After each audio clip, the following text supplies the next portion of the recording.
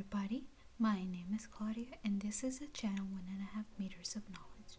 And today I'm here to explain to you how the vaccines against the virus SARS-CoV-2 work. You know, the one that causes the disease called COVID-19. Needs no introduction, does it? Unlike me.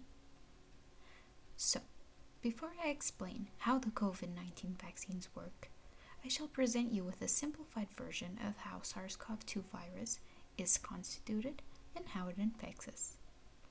SARS-CoV-2, the name of the virus that causes pneumonic disease called COVID-19, is so called for several reasons. SARS stands for Severe Acute Respiratory Syndrome, which is the type of infection it causes. CoV comes from coronavirus, and this is the family of virus to which it belongs.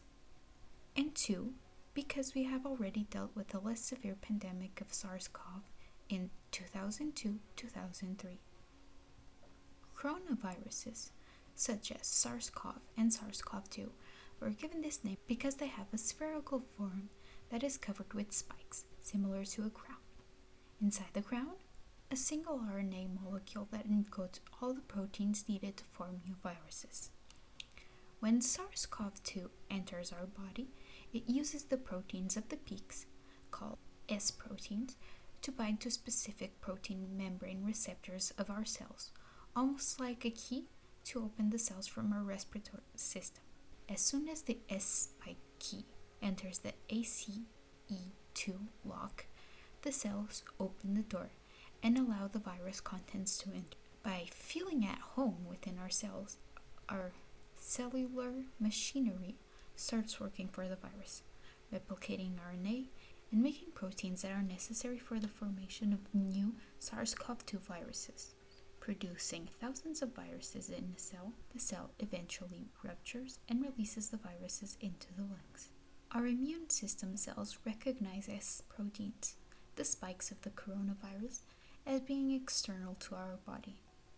This leads to a response from our immune system. One of these responses is the targeting of SARS-CoV-2 with specific antibodies so that cells like macrophages can detect and destroy them. Since this is the first time that our body is in contact with SARS-CoV-2, detection, antibody production, and destruction of the virus takes some time. But what if we already had antibodies against SARS-CoV-2? Then this whole process would be much faster, causing COVID-19 disease to develop in a less severe manner or not develop at all. And this is the part where the COVID vaccines enter the game. Usually, vaccines have the antigen inactivated, dissolved in them, so that our bodies can produce antibodies without getting sick. In the case of vaccines for COVID-19, those which, at the time of publication of this video, are approved for use in the European Union, Pfizer, AstraZeneca/Oxford, and Moderna, have a slightly different formulation. Instead of the antigen or even the inactivated virus, Pfizer and Moderna vaccines contain messenger RNA that produces protein S. This is encapsulated in lipid nanoparticles. The AstraZeneca/Oxford vaccine also has a similar messenger RNA, only it comes in a different vehicle. Let me further explain.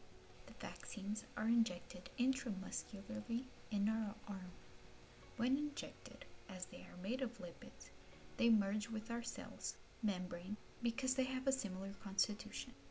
The cells in the area that we were vaccinated engulf the messenger RNA of the vaccine, and since RNA comes in a universal language, the cellular machinery will start to manufacture protein S, the antigen of interest.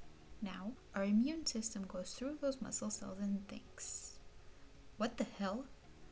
I have never seen this protein S before, and causes an attack to be unleashed on those cells, getting a mugshot of that protein and producing antibodies against it. In case there is another attack of protein S, like by catching SARS-CoV-2, our body is prepared with antibodies ready to attack. For the AstraZeneca Oxford vaccine, The principle is the same, where messenger RNA enters the cells to produce protein S. Only it is taken by a virus from the adenovirus group.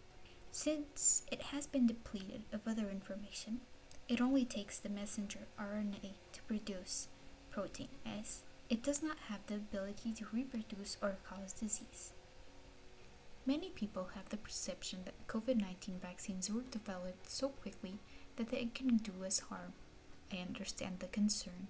It is not normal for it to be so quick, but not because scientists want it to be like this, but because there is an endless number of interests, money above all, that are behind the manufacture of vaccines and that take them years to develop. As we are in the midst of a global pandemic, we have seen companies sharing information, scientists and institutions making available their discovery, generating a network of globalized sharing that has allowed us to get the vaccine so quickly. So, here I leave you with my 1.5 meters of opinion, which is just that, my opinion. Vaccines for COVID-19 have as main component lipid nanoparticles, which are fats, and messenger RNA, which, since it's a universal molecule, will be reabsorbed by the body. In addition, they have some products used to stabilize the formula. These are what is causing most of the allergic reactions that some people have felt. When administered just like any vaccine, they can cause side effects such as fever, redness, swelling, etc. But that's only proof that our immune system is working. But what about the adenovirus that takes the RNA? The virus does not have the power to multiply and serves only as means of transport for the messenger RNA that encodes for protein S, being, in this case, essentially a crowbar. So, I hope that with this small 1.5 meters of knowledge, the perspective of COVID-19 vaccines will be a little less frightening, in which the only thing that can scare you is the needle used to administer them.